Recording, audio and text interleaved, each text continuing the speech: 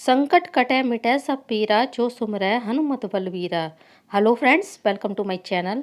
इस वीडियो में आज मैं आपके साथ शेयर कर रही हूँ हनुमान जन्मोत्सव की सरल पूजा विधि, जिसे हम हनुमान जयंती के नाम से भी जानते हैं। हनुमान जन्मोत्सव साल में 2 बार मनाया जाता है, एक चैत्र मास की पूर्णिमा को और दूसरा कार्तिक मास की कृष्ण पक्ष की चतुर्दशी को, जो कि दिवाली से एक दिन पहले पड़ती है और जिसे हम नरक चौदस के नाम से जानते हैं। तो चलिए आइए अब हम देख लेते हैं हनुमान जन्मोत्सव पर हम किस तरह से घर पर हनुमान जी की पूजा कर सकते हैं। जिस जगह हम पूजा करेंगे उस जगह को अच्छे से साफ करके भगवान के लिए एक चौकी या फिर लकड़ी का पाटा बिछा लेंगे। पाटे पर हम लाल रंग का वस्त्र बिछाएंगे। अब हम सबसे पहले फूलों का आसन देकर भगवान गणेश की स्थापना कर लेंगे, क्योंकि भगवान गणेश के बिना कोई भी पूजा या शुभ कार्य संपन्न नहीं होता है। अब फूलों का आसन देकर हम हनुमान जी को भी चौकी पर विराजित कर लेंगे और अब हम फूलों का आसन देकर रामचरितमानस को भी चौकी पर विराजित कर लेंगे। आप चाहें तो भगवान राम की फोटो भी यहाँ पर विराजित कर सकते हैं। मैंने राम भगवान की फोटो को विराजित नहीं किया है, क्योंकि रामचरितमानस में ही पूरा राम दरबार दिया हुआ है, तो हम रामचरितमानस में ही राम भगवान की पूजा कर लेंगे। अब हम कलश की स्थापना करेंगे, जिसके लिए मैंने कलश पर मौली बांध ली है और साथ ही कुमकुम से स्वास्तिक का चिन्ह भी बना लिया है।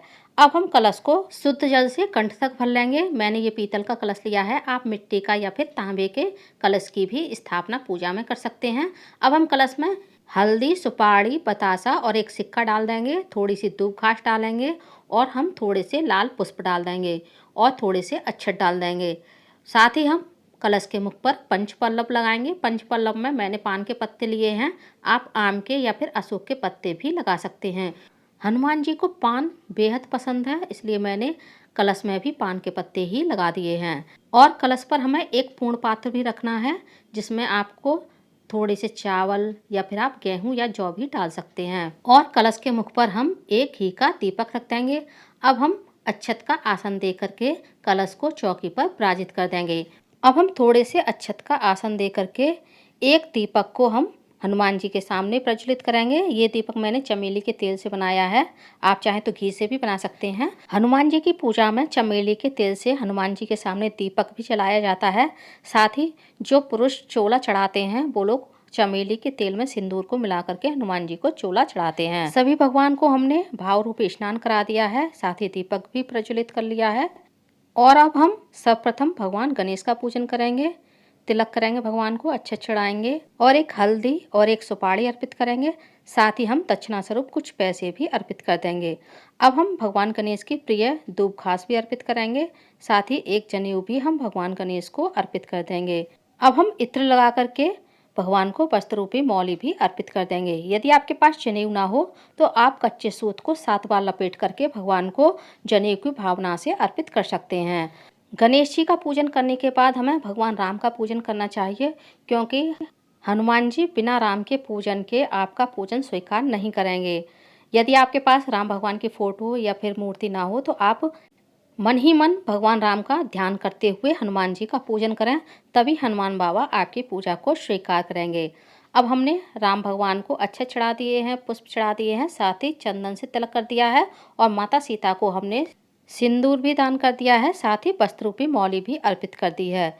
अब हमें हनुमान जी का पूजन करना चाहिए। हनुमान जी का पूजन आप पीले चंदन से भी कर सकते हैं और उनके प्रिय लाल कुमकुम से भी कर सकते हैं। हनुमान जी को मैंने कुमकुम से तिलक किया है, साथ ही अक्षत भी चढ़ा दिए हैं और वस्त्र स्वरूप मैंने हनुमान जी को चुंदरी अर्पित की है। आप लाल रंग का अंगोछा, लाल रूमाल या फिर लाल रंग का कपड़ा भी आप वस्त्र की भावना से हनुमान जी को अर्पित कर सकते हैं। साथ ही हम हनुमान जी को एक जनेऊ भी अर्पित कर देंगे। आप चाहें तो यहाँ पर भगवान राम को भी एक जनेऊ अर्पित कर सकते हैं। और हमने हनुमान जी को एक पुष्पों की माला भी अर्पित कर दी है, साथ ही दक्षिणा स्वरूप कुछ पैसे भी अर्पित कर दिए हैं। दक्षिणा से हमारी पूजा में जो कमी रह जाती है वह पूरी हो जाती है। अब हम हनुमान जी को एक पान का बीड़ा अर्पित करेंगे, जिस पर हम एक बतासा, इलायची, 2 लौंग और एक सुपारी रखेंगे। हनुमान जी को पान बेहद पसंद है, तो आप हनुमान जी की पूजा में हनुमान जी को पान का बीड़ा अवश्य अर्पित करें। अब हम कलश का और दीपक का भी पूजन कर देंगे, क्योंकि कलश में हम सभी देवी देवताओं का आवाहन करते हैं, तो कलश का भी पूजन हमें पूरे विधि विधान से श्रद्धापूर्वक करना चाहिए। कुमकुम चढ़ाएंगे, अक्षत चढ़ाएंगे और साथ ही हम कलश पर कुछ पुष्प भी अर्पित कर देंगे। अब हमने जो भी भोग लिया है वो भोग हम भगवान के सामने रखेंगे। भगवान गणेश के लिए हमने अलग से भोग निकाल दिया है, क्योंकि भगवान गणेश के भोग में हम तुलसी दल नहीं डालेंगे। बाकी सारे भोग में हमें तुलसी दल अवश्य डालना है। हनुमान जी का प्रिय भोग है गुड़ चना, बेसन के लड्डू, बूंदी के लड्डू, या फिर आप बूंदी का भी भोग लगा सकते हैं। यदि आपके पास कुछ ना हो तो आप केवल गुड़ चना का भोग भी हनुमान जी को पूजा में लगा सकते हैं। फलों में हनुमान जी का प्रिय भोग है केला। केले के साथ साथ हमने अंगूर और संतरे का भी भोग लगाया है। अब हम भोग स्वरूप एक हरा जटाओं वाला नारियल भी हनुमान जी के सामने रख देंगे। महिलाओं के मन में एक संशय बहुत अधिक बना रहता है कि क्या हम हनुमान जी की पूजा कर सकते हैं या नहीं। तो फ्रेंड्स, आप हनुमान जी की पूजा कर सकते हैं। ऐसा किसी भी शास्त्र में नहीं लिखा है कि स्त्रियां हनुमान जी की पूजा नहीं कर सकती हैं।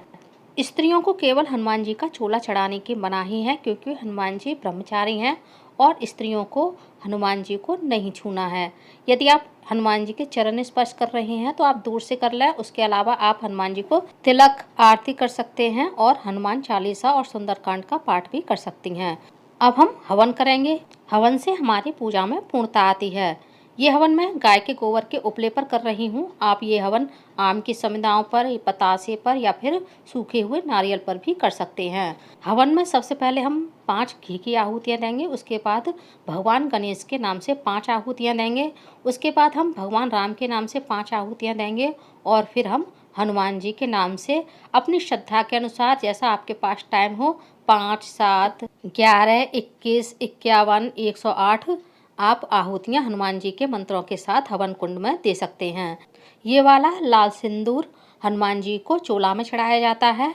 इसी सिंदूर को लगा करके हम हनुमान जी के नाम से 1 लौंग का जोड़ा, 1 इलायची, 1 बतासा हनुमान जी के नाम से हवन कुंड में चढ़ा देंगे। हवन करते हुए आपको हनुमान जी का कौन सा मंत्र बोलना है वो मैं स्क्रीन पर शो कर दूंगी। आप वह मंत्र देख करके हनुमान जी का हवन कर सकते हैं।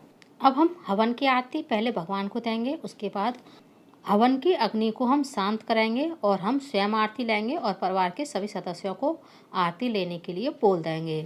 अब हम आरती करेंगे। ये आरती मैं कपूर से कर रही हूँ। आप ये आरती घी के दीपक से भी कर सकते हैं। यदि शनिवार के दिन हनुमान जी का जन्मोत्सव मनाया जाता है तो आप ये आरती सरसों के तेल के दीपक से भी कर सकते हैं।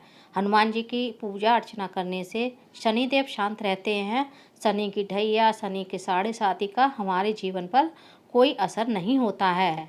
इस वर्ष सन 2024 में हनुमान जी का जन्मोत्सव 23 अप्रैल दिन मंगलवार को मनाया जाएगा, जो कि हमारे लिए बहुत ही शुभ है। अब हम आरती पहले भगवान को देंगे, फिर हम स्वयं आरती लेंगे और अपने परिवार के सभी सदस्यों को आरती दे देंगे।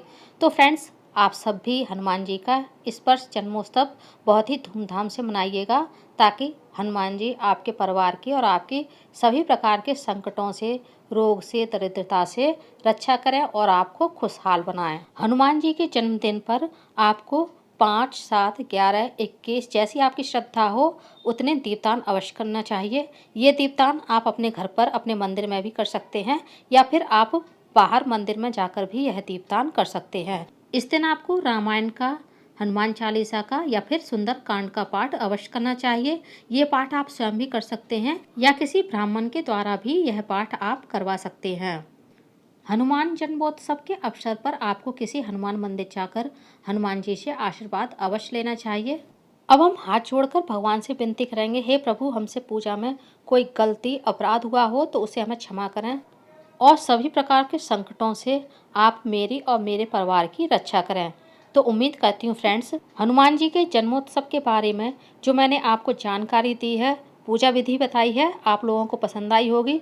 वीडियो आप लोगों को कैसा लगा कमेंट्स करके ज़रूर बताइएगा। और यदि आप मेरे चैनल पूनम की आस्था पर पहली बार आए हैं तो प्लीज़ चैनल को सब्सक्राइब कर लीजिए। वीडियो को ज़्यादा से ज़्यादा लाइक कीजिए, शेयर कीजिए, साथ ही बेल आइकन को प्रेस कर दीजिए ताकि हमारे आने वाली सारी लेटेस्ट वीडियो की नोटिफिकेशन आप लोगों को टाइम से मिल सके। कमेंट्स बॉक्स में जय श्री राम, जय बजरंगबली की अवश्य लिखिएगा। धन्यवाद फ्रेंड्स। जय श्री राम, जय बजरंगबली की।